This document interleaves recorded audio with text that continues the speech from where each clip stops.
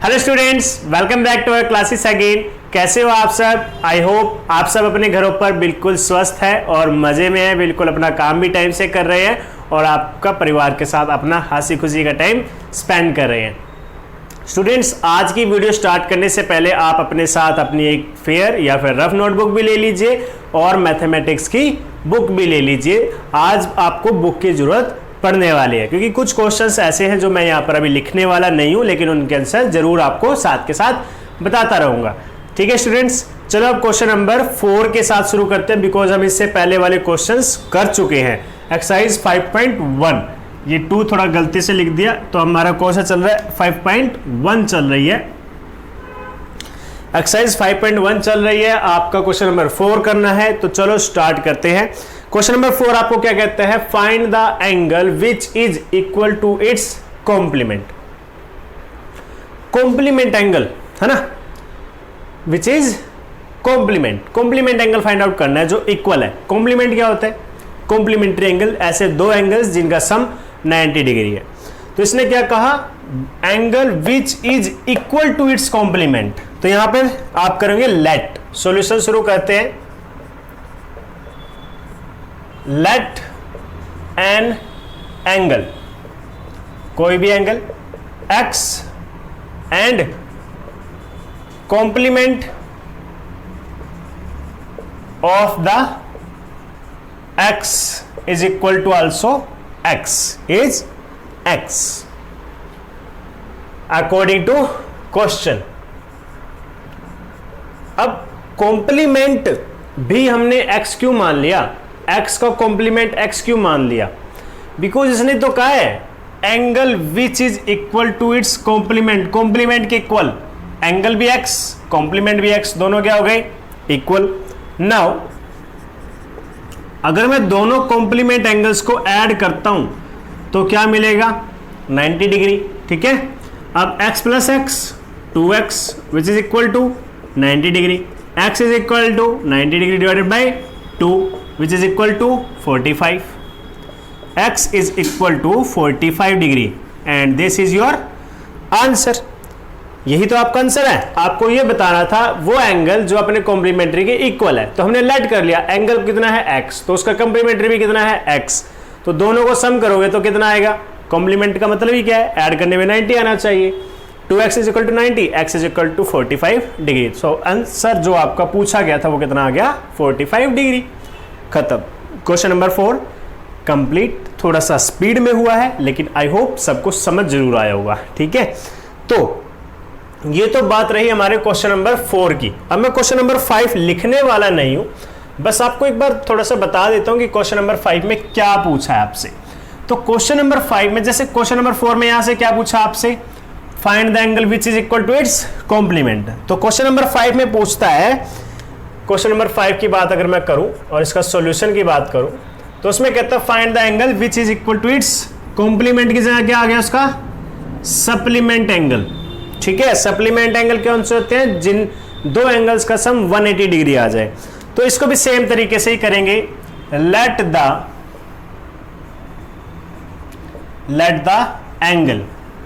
Angle कितना आ गया आपका? x।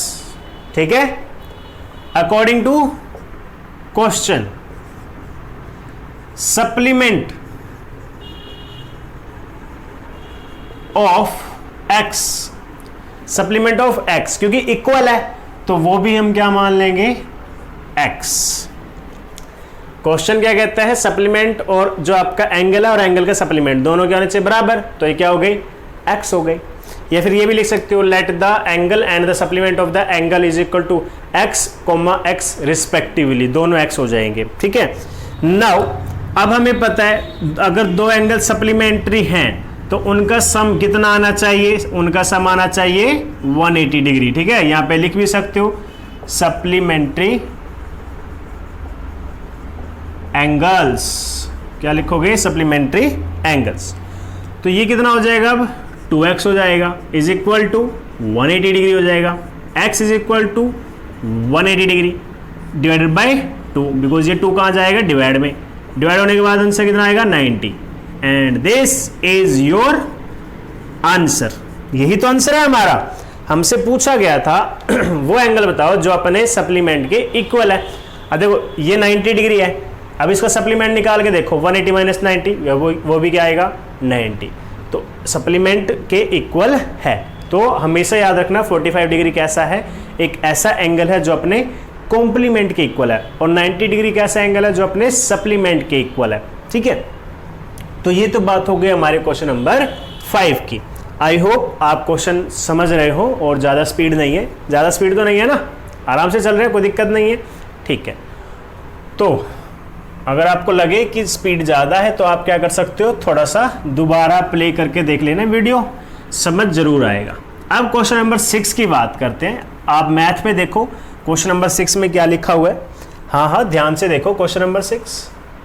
तो क्वेश्चन नंबर 6 में कुछ ऐसा बनाया हुआ है आपके सामने एक डायग्राम, ये एक डायग्राम बना दिया, यहाँ पे एक लाइन ड्रॉ कर दी, ये आपका एंगल 1 है, ये आपका एंगल नंबर 2 है। ठीक है, अब आपको उसने कहा what will happen to the angle number 2 if we will decrease the angle number 1, okay, to remains the both angle supplementary. Meaning आपको समझ आ गया होगा, अगर नहीं आया तो बता देता हूं। कहता है अगर हम एंगल 1 को डिक्रीज करें, ठीक है, वैल्यू डिक्रीज कर दें इसकी, तो एंगल 2 के साथ क्या होगा, क्या होगा। और इसके बीच में एक कंडीशन भी रख दी कि अगर आप एंगल 1 की वैल्यू चेंज करोगे ना तो भी ये दोनों एंगल कैसे रहना चाहिए, सप्लीमेंट्री। सप्लीमेंट्री का मतलब है दोनों का सम 180 डिग्री रहना चाहिए। अब सिंपल सी बात है, अगर एंगल 1, देखो मैं यहाँ पे करके दिखाता हूँ आपको डायग्राम में, आपको समझ आ जाएगा। अब क्योंकि दो एंगल्स लीनियर पेयर होते हैं, अब देखो मैंने क्या कर दिया, एंगल 1 की वैल्यू डिक्रीज कर दी, और ये क्या है एंगल 2। अगर सप्लीमेंट्री है तो ये दोनों क्या होने चाहिए, पेयर होने चाहिए, लीनियर पेयर, दोनों को ऐड करके 180 आना ही चाहिए। अगर मैं यहाँ पे रखता एंगल 2 को इस तरीके से तो ये 180 नहीं रहता, बिकॉज इसमें ये गैप आ जाता। दैट मीन्स अगर 180 डिग्री रखना है तो मुझे एंगल 2 की वैल्यू को क्या करना पड़ेगा, इंक्रीज। तो इसमें कुछ ज़्यादा आपको लिखना नहीं है, बस छोटी सी एक लाइन लिखनी है। ठीक है, तो यहाँ पे लिखेंगे आंसर, लिखेंगे डायरेक्ट, कुछ खास नहीं है इसके अंदर, answer. So the answer is angle 2 will be increase if we decrease angle number 1 and have to maintain the condition of supplement angle, supplementary angles. क्या कहा मैंने, एंगल 2 के उसने पूछा था कि एंगल 2 में क्या चेंज आएगा, तो मैंने बता दिया एंगल 2 क्या होगा, इंक्रीज होगा। कब, अगर मैं एंगल 1 को क्या करता हूं, डिक्रीज। क्यों, क्योंकि मुझे क्या करना है, मेंटेन रखनी है एक कंडीशन जो कैसी है, सप्लीमेंट्री एंगल्स की। तो ये आपका था क्वेश्चन नंबर 6 का आंसर। तो चलो इसी साथ साथ क्वेश्चन नंबर 7 का भी आंसर देख लेते हैं। तो यही कर देता हूं क्वेश्चन नंबर 7 भी, इसे इरेज करने की जरूरत नहीं है। क्वेश्चन नंबर 7, अब आपसे पूछा है क्वेश्चन नंबर 7 में दैट क्या किन्हीं दो एंगल्स का सम सप्लीमेंट हो सकता है। अलग अलग 3 कंडीशन दी है। सबसे पहले कंडीशन दी है एक्यूट एंगल की, क्या दो एंगल, जो दो एक्यूट एंगल है उनका सम सप्लीमेंट्री हो सकता है, या फिर दो ऑब्ट्यूज एंगल का सम सप्लीमेंट्री हो सकता है, और तीसरा क्या पूछा है आपसे, राइट एंगल, क्या दो राइट एंगल्स का सम सप्लीमेंट्री हो सकता है। तो ट्राई कर लेते हैं। देखो ट्राई नहीं करना, वैसे तो आपको सीधा क्या करना है, आंसर देना है। तो यहां पे पहले का आंसर तो क्या आ जाएगा, नो। ठीक है, नो। वाई, बिकॉज देखो एक एक्यूट एंगल क्या होता है, एक्यूट एंगल अगर मैं एंगल ए की बात करूं और वो क्या होता है, less than 90 degree. Angle B भी क्या रहेगा, 90 degree.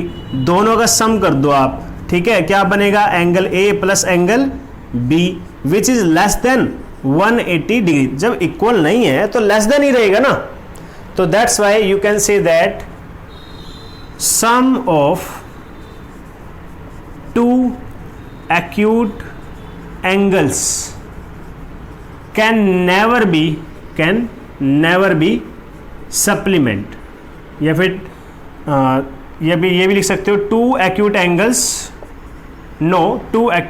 can never be supplement angles। ये ज़्यादा अच्छा रहेगा, है ना, कि आपके दो acute एंगल कभी भी सप्लीमेंट एंगल नहीं हो सकते, यानी कि उन दोनों का सम 180 डिग्री नहीं हो सकता, बिकॉज एक्यूट एंगल क्या होता है, लेस देन 90। अब दोनों ही लेस देन 90 है, ऐड करने से कितना आएगा, 180 से लेस ही आएगा। देखो एक सिंपल से एग्जांपल देता हूँ, 89 क्या है, 90 से छोटा है, ठीक है, सबसे छोटा, ओके। और दूसरा भी एक और मान लो एक्यूट एंगल, ठीक है, प्लस करो दोनों को, कितना आएगा 178, और ये कितना आ गया 180। तो सिंपल सी बात है, अगर एक्यूट एंगल तो उनका सम कभी भी 180 नहीं आ सकता, ठीक है। तो ये तो आपको खैर लिखने की जरूरत नहीं थी, बस ये लिख दो, ठीक है, लेकिन समझाना जरूरी था। अब सेकंड पार्ट में भी क्या रहेगा आंसर, नो। यहाँ लिखो टू ऑब्ट्यूज एंगल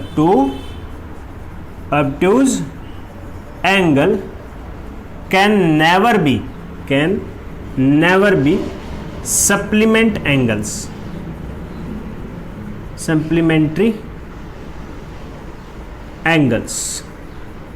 इसका रीजन क्या है, सेम। देखो जो आपका ऑब्ट्यूज एंगल है, एंगल ए, वो क्या होता है, ग्रेटर देन 90 डिग्री, ठीक है। अगर दूसरा एंगल भी है वो भी ऑब्ट्यूज है, ये भी 90 डिग्री हो गया, तो एंगल ए प्लस बी अगर मैं दोनों को ऐड कर दूं तो ग्रेटर रहेगा दोनों का, कितना हो जाएगा 180 डिग्री से ग्रेटर, ठीक है। अब क्या हो जाएगा, इंक्रीज हो जाएगा। फॉर एग्जांपल एक एंगल ए मान लिया 100 डिग्री, दूसरा एंगल बी मान लिया 100 डिग्री, दोनों कैसे हैं, ऑब्ट्यूज एंगल, दोनों का सम कितना आ गया 200, विच इज ग्रेटर देन 180। और सप्लीमेंट तो कौन होते हैं, जिनका सम कितना होता है 180, तो दैट्स वाई आपका ये भी पॉसिबल नहीं है। एग्जाम्पल भी दे सकते हो, for example two obtuse angle का आप एग्जाम्पल मान लो और ऐड करके दिखा दो कि आंसर क्या आ रहा है, 180 से ग्रेटर आ रहा है, ठीक है। आसान है ना, इसमें कोई आपको कंफ्यूजन तो नहीं हो रही कि ये क्या बताए जा रहे हैं सर, ऐसा कुछ तो नहीं है। आई थिंक समझ में तो आ रहा होगा। तो दोबारा बता देता हूँ, टू एक्यूट एंगल क्यों नहीं हो सकते, बिकॉज देखो 90 डिग्री छोटे हैं, दोनों को ऐड कर लो, हमेशा क्या आएगी वैल्यू 180 से छोटी आएगी। और सप्लीमेंट एंगल होने के लिए क्या चाहिए, वैल्यू 180 के इक्वल आनी चाहिए, ठीक है। अब ऑब्ट्यूज में क्या होगा, दोनों एंगल क्या है 90 से बड़े होते हैं हमेशा, उनको ऐड करोगे आंसर क्या आएगा, हमेशा 180 से बड़ा आएगा। तो उस कंडीशन में भी क्या है, वो 180 के इक्वल नहीं आ रहा, तो वो सप्लीमेंट्री नहीं है। अब तीसरे की बारी, तो तीसरे में आ जाएगा yes, two right angles are supplementary, ठीक है, बिकॉज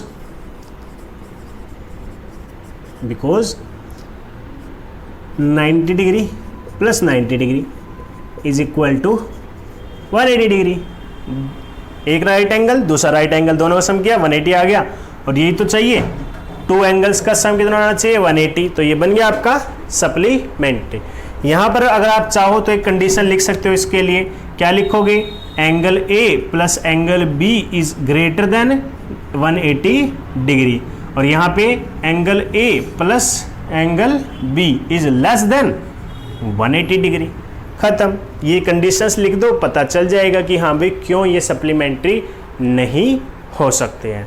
तो आई होप आपको आज के ये जो 4 क्वेश्चन करवाए हैं मैंने, question number 4, question number 5, question number 6 and question number 7, ये जो मैंने 4 क्वेश्चन करवाए हैं तो ये आपको अच्छे से समझ आ गए होंगे। आपने अपनी फेयर नोटबुक में भी नोट कर लिए होंगे। अगर कोई डाउट है तो आप मुझसे पूछ सकते हो। और हाँ, अगर कई बार मुझे सुनने को आता है कि वीडियो में साफ दिखाई नहीं दे रहा, क्लियर दिखाई नहीं दे रहा है, उसके लिए देखो मैं वीडियो बनाता हूँ बिल्कुल क्लियर। उसके लिए आपको क्या करना पड़ेगा, जब आप मेरी वीडियो YouTube पे देखते हो तो आप एक काम कर सकते हो, 360 पिक्सल में देखो, 360 पिक्सल में देखोगे तो आपको बिल्कुल साफ नजर आएगा।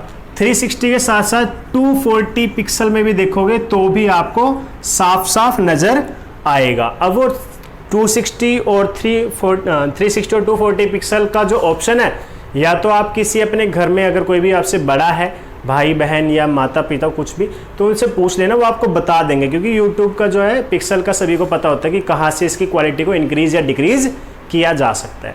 ओके स्टूडेंट्स, तो आई होप आज के बाद आपको ये प्रॉब्लम नहीं आएगी कि साफ दिखाई नहीं दे रहा है, बिकॉज साफ दिखाई देगा, बिल्कुल देगा, क्योंकि मैं तो अच्छे वीडियो बना रहा हूँ आपके लिए।